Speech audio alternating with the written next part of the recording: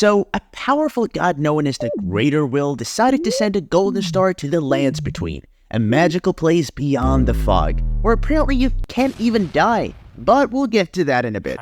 Why'd he do it? Probably wanted some more power, like he didn't have enough already. How's a friggin' golden star gonna give him power over the land though? Well, he also sent a huge-ass beast on top of it, the Elden Beast, which was essentially the physical representation of the Greater Will in the Lands Between.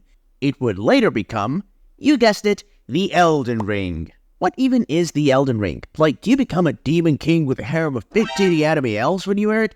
Oh, rise now. Well, not really. It's basically made up of runes of power that set up the rules for the world to follow. So, it represents order. Order has two fundamental aspects. Law of causality, basically fuck around and find out, like infinite cause and effect. And then there is the law of regression, which says all things come back to the roots. The Elden Ring is inside the Erd Tree, which is a gigantic golden tree that takes the souls of anyone who dies in the Lands Between. But wait, how did we even get a huge soul-devouring tree like this in the first place? Unlike what the Golden Order cult controlling the Lands Between wants you to believe, life did not start with the Erd Tree. In fact, there was another tree that existed way before the Erd Tree, the Great Tree. Now, this Great Tree had something called the Primordial Crucible, which is the true source of all life in the Lands Between. Think of the Crucible as a sort of melting pot in which everything and everyone was blended together. So that's pretty much where all life started. It's safe to assume that the Great Tree and the Primordial Crucible were quite powerful.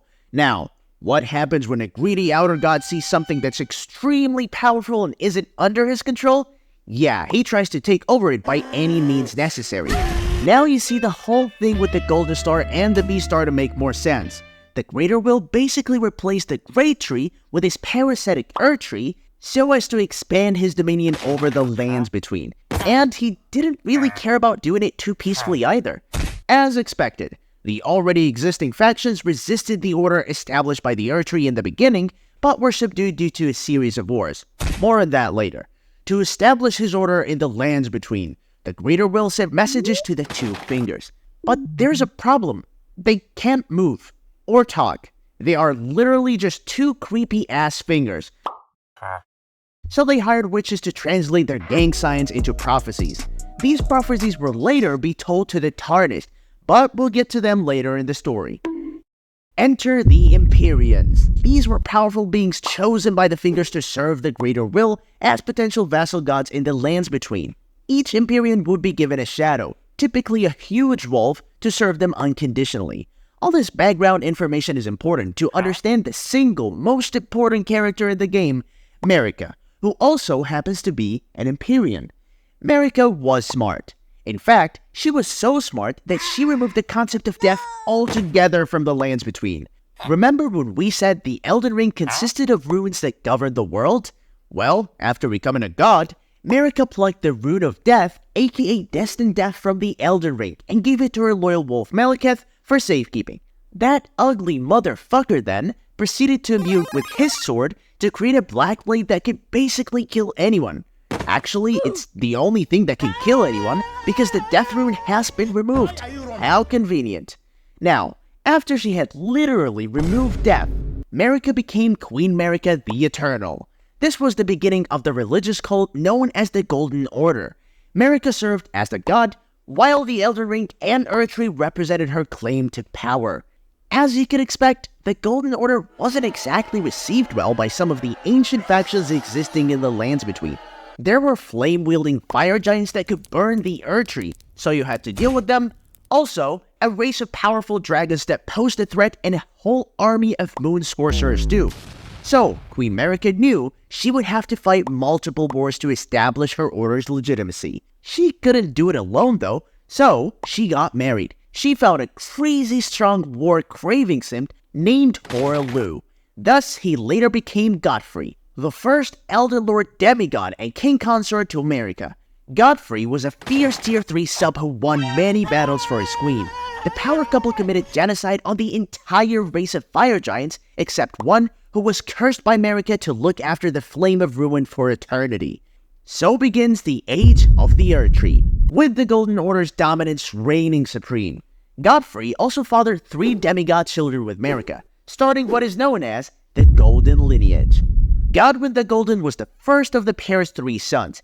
He bravely led the charge against the dragons when they attacked Leyndell, the capital city of the Erdtree champions. Godwyn ended up befriending an ancient dragon, Fortisax, after defeating him. This somehow started a dragon cult within the city, and the Knights of Leyndell gained the ability to wield lightning. The other 2 sons, Morgoth and Mog, were not so lucky. They were omens, which basically meant they were cursed with horns all over their body and head. The Golden Order did not like horns, at all. Morgoth was banished from society, and Mog got literally sent to the underworld. Anyways, as the enemies of the Golden Order fell one by one, Queen Marika and her empire grew stronger than ever. The toughest retaliation they ever got was probably from the House of the Moon in Liurnia. The House of the Moon was led by Rennala, a powerful moon mage. Her faction consists of the Academy and the Carian royal family. The war seemed to never end until one day, Queen Rennala met a red-haired giant, Radagon, a champion of the Golden Order. The two met in battle and were like, fuck it, let's get married and end all war. And that is exactly what happened. Radagon smashed Rennala and they had 3 kids. Lunar Witch Ranni, which took after her mother's lunar magic, Star-Scorched Radon, an accomplished general who loved experimenting with gravity, and a freak named Rykard that fed himself to a giant snake.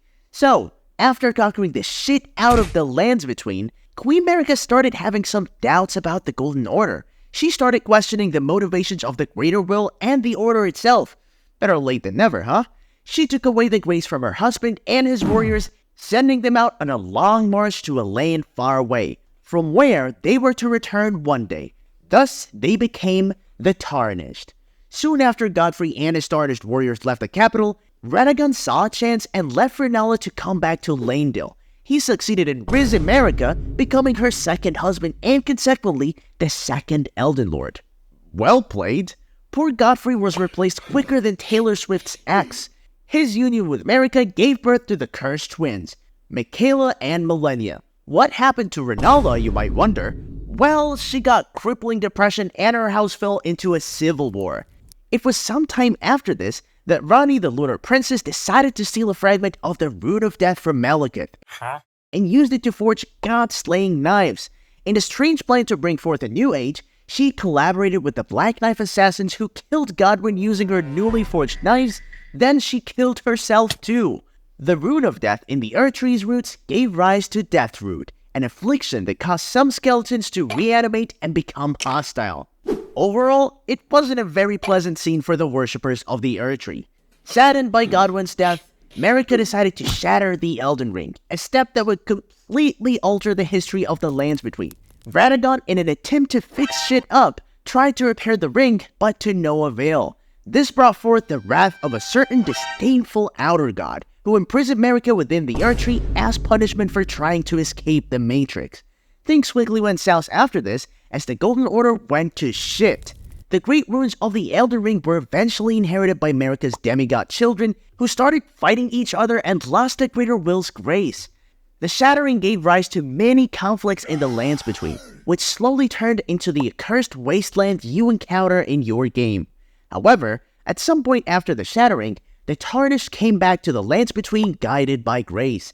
They even got help from the Two Fingers, which implies the Greater Will wants them to be there.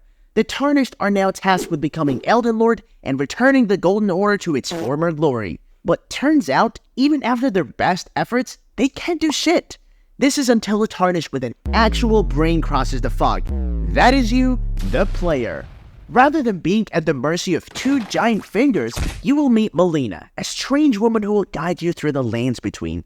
There is strong evidence to suggest that Queen Marika herself is behind your quest and that she has appointed Melina to guide you. Speaking of Marika, it appears she is Radagon, or that Radagon is herself. What we mean by that is that they are one, unified. They might have been separate entities, but in-game evidence seems to suggest that they somehow unified after the shattering, which is quite strange, but makes sense. As Radagon is also imprisoned with Marika in the Erdtree, even though he tried to oppose that bitch when she was smashing the Elden Ring. There is also the possibility that they were always the same. and Marika herself went on to have children with Renella to accomplish some sort of grand scheme. Very strange, yes, but possible nonetheless. Like and subscribe, or I will terrorize your local ice cream shop.